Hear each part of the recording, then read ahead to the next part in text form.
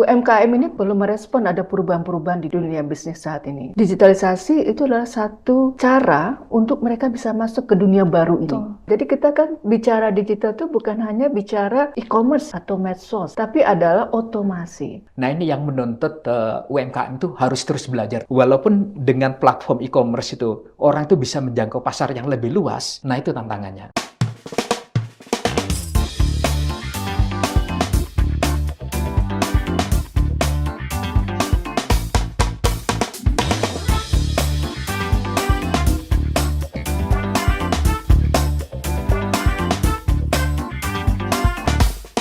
Ngobras, ngobrol santai bersama Periset. Halo kawan Brin, jumpa lagi di Ngobras, ngobrol santai bersama Periset. Bersama saya, Loviana Suseno, kita akan membahas digitalisasi UMKM di Indonesia. Kawan Brin, sebelum memulai perbincangan, kita simak dulu tayangan berikut. Usaha mikro, kecil, dan menengah atau UMKM merupakan tulang punggung ekonomi negara kita. Dengan berkembangnya teknologi, sudah saatnya UMKM transformasi digital.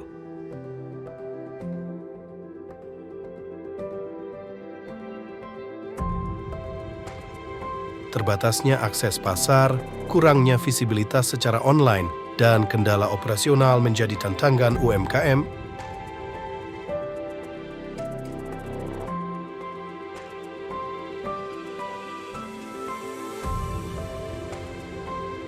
Hadirnya platform digital dapat menjangkau pasar lebih luas tanpa batas geografis.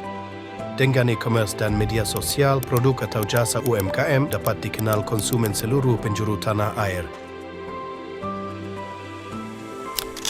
Ya, dengan menggunakan e-commerce, UMKM akan lebih mudah melakukan transaksi, ya, lebih mudah dan aman, dan pembayarannya juga bisa dilakukan secara online. Kita bisa melakukan sistem pengiriman yang lebih terintegrasi dan kita bisa mendapatkan ulasan dari pelanggan sehingga itu juga bisa memberikan masukan untuk mengembangkan inovasi UMKM dan juga meningkatkan kepercayaan konsumen kepada kita. Pada awal pandemi, 2 tahun lalu jutaan, UMKM mau tidak mau belajar berdagang secara online. Bukan cuma pemilik toko, bahkan pedagang gorengan pun masuk ke platform digital untuk berjualan. Namun, masih ada pedagang yang belum menjajaki pasar virtual. Kurangannya SDM yang melek teknologi menjadi hambatan bagi banyak pelaku UMKM. Menurut data BPS tahun 2021, ada lebih 64 juta UMKM di Indonesia. Namun baru 13% saja yang memanfaatkan teknologi digital untuk mengembangkan usaha mereka. Padahal lebih dari 60% PDB Indonesia datang dari sektor UMKM. Dengan ditingkatkannya transformasi digital, para pelaku UMKM diharapkan dapat membantu mendorong peningkatan ekspor produk-produk UMKM. Para pemilik UMKM sebenarnya sudah akrab dengan berbagai gawai dan media sosial. Tetapi gawai dan media sosial ini hanya mereka gunakan untuk kepentingan bersosialisasi. Padahal teknologi ini juga punya potensi bisnis yang besar. Karena dengan media sosial mereka bisa mendekatkan diri dengan pasar atau pelanggannya, mereka bisa mempromosikan produknya, bisa membangun kepercayaan.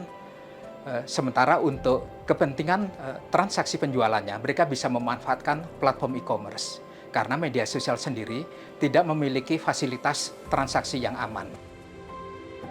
Menurut data Kemenkominfo Potensi Digital, Indonesia dapat berkontribusi hampir 2.000 triliun rupiah dari nilai PDB di 2030. Angka ini dapat meningkat hingga 4.400 triliun rupiah jika ada upaya peningkatan kualitas talenta digital secara komprehensif.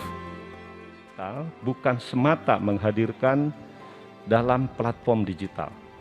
Transformasi digital adalah sebuah ikhtiar holistik, tidak hanya dari aspek pemasaran saja, melainkan juga membangun ekosistem yang meliputi proses bisnis dari hulu ke hilir. Tahun ini pemerintah menargetkan sedikitnya ada 30 juta UMKM yang tergabung dalam marketplace. Tentu, ada tantangan dalam proses digitalisasi. ada pula peluang untuk berkembang dan bersaing di era digital. Ya, tantangannya tentu pertama adalah bagaimana UMKM bisa memanfaatkan ya. Ada beberapa channel dari digital tersebut. Pertama, yang sosial media itu bisa dimanfaatkan untuk membranding atau mengenal lebih jauh konsumennya. Gitu. Dan yang kedua, melalui digital platform ini akan meningkatkan transaksi tentunya ya, dan bisa menjangkau pasar lebih luas. Jadi channeling itu akan sangat membantu. Kemudian yang kedua, memasarkan saja tidak cukup, tapi kita perlu mengembangkan kemampuan inovasi UMKM. Dan untuk itulah maka pemerintah dan juga tentu kita di kalangan akademisi itu mestinya membantu UMKM kita untuk bisa meningkatkan kemampuan inovasinya. Dan yang lebih penting terakhir adalah menjamin bahwa proses transaksi digital tersebut aman. Dari sisi adalah datanya sendiri. Dengan demikian, e-commerce akan menjadi sebuah pilihan bagi UMKM untuk bisa lebih maju. Oke, menarik sekali ya kawan BRIN. Hari ini saya sudah bersama dengan dua pakar BRIN yang melakukan riset digitalisasi UMKM. Hasilnya telah diterbitkan dalam bentuk jurnal dan buku yang dipublikasikan oleh Springer. Ada Dr. Trina Fizanti, Kepala Pusat Riset Pendidikan BRIN. Selamat datang Ibu, selamat siang. Ya, selamat siang. Gimana kabarnya hari ini? Alhamdulillah, baik. Alhamdulillah. Baik, Saya terima kasih Ibu sudah meluangkan waktunya hari ini. Juga. Yang kedua ada Dr. Iqbal Maulana, peneliti ahli media, Pusat Riset Masyarakat dan Budaya BRIN. Selamat siang Bapak. Selamat siang. Kabarnya baik juga hari ini Alhamdulillah, Bapak. iya. Alhamdulillah. Sibuk nggak hari ini? Sudah bisa meluangkan waktu sini? Terima kasih banyak loh Bapak. Ya, sama-sama. Sibuk ya hari ini ya, tapi tetap meluangkan waktunya ke sini. Iya, Terima iya, kasih. iya, terima kasih. Alhamdulillah. Jadi baik Bapak. Kita sekarang pertama mungkin ke Bu Trina dulu ya Bapak ya. Ladies first gitu ya. Oke, Bu Trina bisa diceritakan mungkin terlebih dahulu bagaimana sih awal mula dilakukan riset digitalisasi UMKM hingga bisa dipublikasikan di Springer nih Bu. Baik, terima kasih Mbak Lofi. Jadi riset tentang digitalisasi UMKM ini kita lakukan pada tahun 2020 ya. Pada saat itu kondisi Indonesia tentu masih dalam kondisi pandemik COVID ya. Dan kita melihat bahwa digitalisasi ini merupakan sebuah cara untuk bisa tetap bertahannya UMKM. Tapi tentunya untuk bisa mempelajari itu kita perlu melakukan riset lebih dahulu. Dan kebetulan Deputi pada saat itu, Deputi IPSK pada saat masih LIPI ya, itu kita diundang untuk bisa dari berbagai disiplin ilmu sosial ini, ada bidang politik, ekonomi, bidang inovasi, dan juga bidang kependudukan, begitu ya. Kita berada dalam satu tim, kemudian kita mencoba mempelajari proses yang terjadi dalam digitalisasi ini. Dan setelah kita menyelesaikan riset tersebut, kita lakukan survei baik di tingkat nasional ya, juga kita lakukan pendalaman di 3 provinsi, Provinsi Sumatera Barat, kemudian di Jawa Barat, dan juga di Jawa Tengah. Nah, setelah itu kami mencoba merumuskan kira-kira bagaimana proses transformasi yang terjadi ini. Ekosistem yang seperti apa yang menyebabkan ini bisa berhasil ya untuk bisa survive tentunya. Dan kemudian kita sampaikan itu, publikasikan ya di dalam jurnal Knowledge Economy. Kemudian kita juga membuat 2 policy brief sebenarnya. Jadi policy brief itu malah lebih dulu ya kita siapkan. Satu mengenai bagaimana kita mengenai pengembangan talenta ya digital bagi UMKM. Kemudian yang kedua itu adalah terkait dengan digital financial gitu. Karena 2 hal ini adalah sebuah kunci untuk transformasi digitalnya UMKM gitu ya. Dan setelah itu kami melihat masih banyak ya itu data dan informasi yang bagus sekali ya untuk kita bisa sampaikan kepada masyarakat akademik mungkin kepada publik begitu. Nah, untuk itu ada setelah itu kita sudah masuk ke periode BRIN ya. Nah, pada saat BRIN kita ada workshop khusus dengan Springer, diundang oleh Kepala ORI PSH BRIN, mengundang juga dari pihak Springer, dan ada 10 tim pada saat itu ya yang diundang, yang ingin mempublikasikan hasil risetnya ke dalam buku yang nanti akan dipublikasikan oleh Springer. Dan alhamdulillahnya kami mencoba menyusun proposal ya untuk buku tersebut dan diterima begitu ya oleh Springer dengan catatan minim juga ya. Jadi kita komentarnya hanya ini buku sangat penting begitu karena ini mendukung bagaimana ASEAN Studies ya. Jadi bagaimana kondisi sosial ekonomi di Asia. Kemudian juga menarik karena aspek digital pada saat itu tentu menjadi poin penting sekali. Jadi itulah kemudian cukup lama juga memang prosesnya karena kita benar-benar mulai dari membuat draft betul ya untuk publikasi itu, dan kita juga harus mengupdate beberapa data ya karena pada saat COVID dan setelah COVID tentu ada perubahan. Untuk itu kita lakukan updating dan alhamdulillah mungkin sebentar lagi insya Allah akan launching. Baik. Ya, Jadi bermula dari COVID-19, lalu melakukan riset, setelah itu lanjutan sampai publikasi buku nantinya gitu ya Ibu, luar biasa sekali. Lalu kita beralih ke Pak Iqbal nih Bapak. Dengan keterlibatan Pak Iqbal dalam riset ini, itu apa saja keterlibatannya Pak? Dan siapa saja nih Pak yang terlibat di tim ini? Penelitian ini itu kebetulan melibatkan 4 pusat penelitian, memang diminta oleh Deputi IPSK, Bu Nuke waktu itu. Nah, dengan melibatkan beberapa bidang sekaligus ini yang kemudian menjadi daya tarik dari buku ini. Karena melihat perkembangan digitalisasi UMKM ini dari perspektif ketenagakerjaan, dari perspektif bisnisnya, dari perspektif budaya maupun dari perspektif politik, itu yang kemudian menjadi daya tarik dari buku ini. Dan juga hal yang tidak kita duga ketika penelitian ini direncanakan, itu sebelum pandemi melanda kita sebenarnya. Dan masih banyak UMKM yang gamang sebenarnya untuk mengadopsi. Tapi begitu ada pandemi, mau tidak mau, terjadilah percepatan adopsi dari digitalisasi ini. Demikian, Mbak. Jadi sebenarnya sebelum pandemi sudah ada, sudah direncanakan. Iya. Setelah pandemi berlangsung seperti itu, langsung dikejar lagi gitu ya Pak, karena ada percepatan. Oke, baik. Kita kembali lagi ke Bu Trina nih Bu. Bagaimana nih Ibu melihat peran digitalisasi dalam menanggulangi tantangan yang dihadapi oleh UMKM khususnya di Indonesia saat ini? Iya, baik.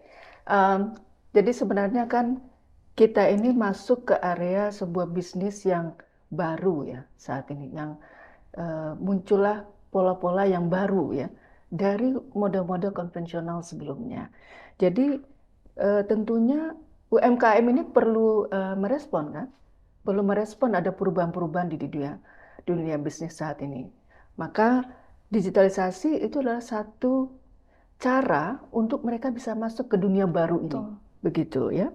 Kemudian yang kedua juga ini kan saat ini lebih cenderungnya itu adalah market itu lebih customized gitu ya, mencoba bisa menjawab lebih terdiferensiasi. Artinya orang nggak mau hanya dilayani dengan satu metode, dengan satu produk, tapi inginnya tuh sesuai dengan keinginannya, dan itu yang membuat tantangan juga ya bagi UMKM.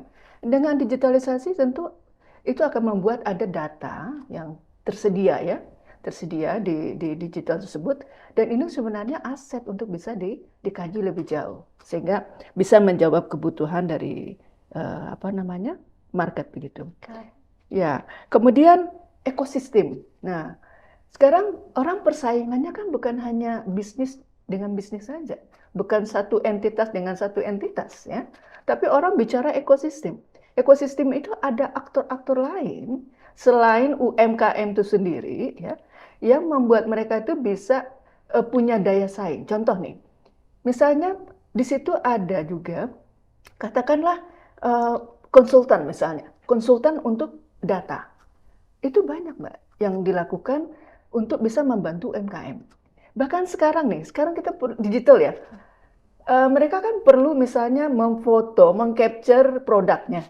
Produknya kan harus tampil baik, ya kan? Namanya digital. Nah, tentu dia perlu orang-orang yang bisa membantu untuk bisa menampilkan produk tersebut Betul. di dalam dunia digital.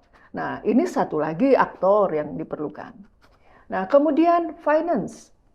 Nggak bisa dengan hanya dengan cara sekarang mungkin transaksi langsung begitu ya. Nah, kan mesti masuk ke digital finance.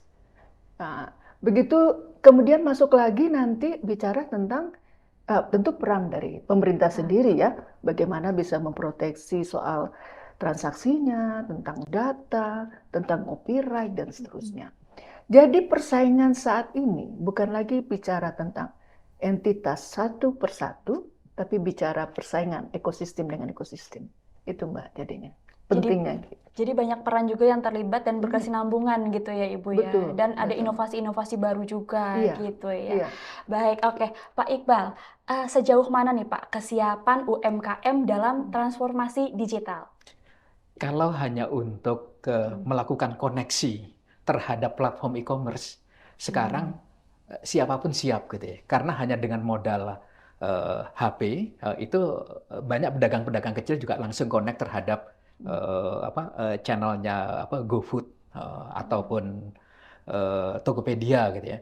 Nah, tapi untuk meluaskan pasar, membangun kepercayaan, kemudian memberikan layanan dan produk yang bisa diandalkan. Nah, itu perlu sekali kemampuan yang lebih, kemampuan baik pengetahuan maupun kemampuan inovatifnya. Nah, ini yang menuntut UMKM itu harus terus belajar terus gitu. Jadi dalam studi kasus kami misalnya ada satu pengusaha sepatu di Bandung yang tempatnya tuh di pinggir jalan dan biasanya tuh mereka ramai karena banyak didatangi wisatawan. Nah, kemudian karena COVID itu menjadi sepi dan dia juga mengeluhkan karena sudah pasang di beberapa platform tapi nggak ada orang yang pesen juga. Nah, tapi sementara yang satunya lagi kebetulan memang lebih muda yang megang itu ada di dalam gang gitu. Nah, dia komunikasi dengan medsosnya tuh juga gencar kayak dengan bahasanya anak muda juga. Kemudian juga posisi tempat dia tuh juga ditunjukkan lewat Google Map juga. Nah, itu dengan mudah dia menarik konsumen. Jadi ini dituntut terus belajar gitu buat UMKM, tidak hanya sekedar ya udah sudah terregister di Tokopedia atau di GoFood misalnya, terus berharap pembeli akan datang. Tetap harus membuka diri untuk belajar karena kan tantangannya sekarang walaupun dengan platform e-commerce itu orang itu bisa menjangkau pasar yang lebih luas, pasar kita tuh juga diserbu oleh UMKM lain gitu. Nah, itu tantangannya. Jadi peran digitalisasi, sosial media dan lain sebagainya itu udah terbukti gitu ya Pak untuk membantu UMKM seperti itu ya. Iya, sekaligus juga memberikan tantangan. Oke, Iya. baik, kita ke Bu Trina dulu nih Bu. Iya. Apa nih Bu hambatan utama yang dihadapi UMKM dalam mengadopsi teknologi digital? Iya. Soal adopsi ini memang di dalam berbagai teori ya, adopsi teknologi itu pasti ada yang disebut internal ya, faktor maupun dari eksternal faktornya. Nah, sekarang kalau kita lihat dari internal faktornya dulu ya, ini kan bicara tentang bukan hanya kemampuan untuk mengelola ya, yang hard dan soft skills. Ya, ada perlu hard dan soft skills. Hardnya itu tentu terkait dengan infrastruktur digitalnya sendiri ya kan. Nah, kalau yang soft skill ini kemampuan komunikasi digital dengan kemampuan komunikasi yang konvensional, yang direct ya, itu kan pasti sangat berbeda sekali. Nah, inilah yang salah satu poin penting ya, ketika mengadopsi itu, kadang hardnya bisa tapi softnya enggak gitu ya. Atau karena memang nggak punya orang untuk merespon gitu ya. Orangnya cuma satu, dua begitu ya kan. Jadi memang ini tantangan pertama. Kemudian adalah juga manajemen juga. Walaupun misalnya sudah terakses nih, tetapi bagaimana dia bisa memastikan bahwa dia bisa memenuhi tenggat waktunya ya, misalnya 1 hari nyampe. Itu kan tuntutan dari konsumen ya, dan itu bisa diberikan feedback kan. Betul. Kalau misalnya nggak bagus. Kemudian bagaimana dia juga harus membangun hubungan dengan packaging misalnya atau apa. Nah, itu juga penting sekali. Kemudian fasilitas juga. Nah, kalau di wilayahnya itu tidak tersedia jaringan internet yang memadai juga, tentunya dia juga nggak bisa mengakses, dan juga mungkin kapasitas dari gadgetnya, Gawai, iya, ya, betul. gawainya juga perlu dilihat. Nah, tapi yang penting ini adalah perlindungannya. Nah, ini yang saya lihat. Jadi ada satu contoh. Jadi kita kan bicara digital itu bukan hanya bicara e-commerce ya atau medsos ya, tapi adalah otomasi. Jadi banyak juga, bukan banyak, beberapa mungkin saya bisa katakan. Sebagai contoh adalah pada garment biasanya ya. Itu mereka sudah menggunakan digital untuk mendesain garment ya, bahkan desain dari baju itu sendiri sudah semua pakai digital. Nah, untuk itu kan dia perlu memastikan bahwa desainnya itu cukup terlindungi secara copyright-nya mereka. Nah, ketika mereka mencoba itu memasarkan produknya, itu kadang-kadang juga ada penjiplakan misalnya ya. Seperti itu yang menjadi hambatan juga ya. Merasa ini perlindungan terhadap, berarti kan eksternal ya, ada masalah eksternal juga. Kemudian soal data tadi. Nah, ini juga tentu ini di luar perusahaan UMKM itu ya, tapi ini perlu bantuan dari pihak lain. Jadi soal data, soal bagaimana tadi copyright misalnya, itu butuh dukungan ya. Kalau enggak ini terus menjadi hambatan. Mudah-mudahan nanti Ya. kita bisa meminimalisir hambatan-hambatan Iya. utama tadi ya Ibu, Iya, biar betul. digitalisasi ini berjalan dengan lancar begitu ya. betul. Oke Pak Iqbal, menurut Bapak nih Pak, peluang yang dapat dimanfaatkan oleh UMKM dalam proses digitalisasi ini tuh apa aja Pak? Sangat banyak ya, terutama sekarang kan banyak UMKM itu tidak bisa menempati posisi-posisi strategis kalau misalnya di perkotaan gitu. Nah, dengan layanan-layanan lewat jalur digital ini, mereka dimanapun itu bisa mendapatkan visibilitas yang sama dengan yang lain. Hanya memang mereka juga harus memiliki kemampuan untuk mengkomunikasikan juga lewat jalur digital. Jadi karena itu mengkomplementkan atau mengkombinasikan antara platform e-commerce dengan medsos itu ataupun dengan web juga itu menjadi penting. Karena supaya ada integrasi pendekatan. Jadi misalnya untuk e-commerce-nya mereka bisa mempermudah transaksinya. Sementara dengan web ataupun dengan medsosnya mereka bisa memudahkan interaksi, memperdalam ini saling mengenal gitu ya untuk membangun kepercayaan gitu. Oke, baik. Baik Bapak, ini menarik sekali pemaparannya dari Ibu dan Bapak hari ini. Tapi nanti kita akan kembali lagi sejenak ya Ibu ya. Kita istirahat dulu sejenak. Kawan BRIN, UMKM memang harus melek digital begitu ya Bapak Ibu ya. Jadi sekarang memang sudah zamannya digitalisasi atau revolusi industri 4.0 begitu ya. Oke, baik kawan BRIN, kita rehat sejenak terlebih dahulu. Jangan kemana-mana, tetap di Ngobras, ngobrol santai bersama Periset.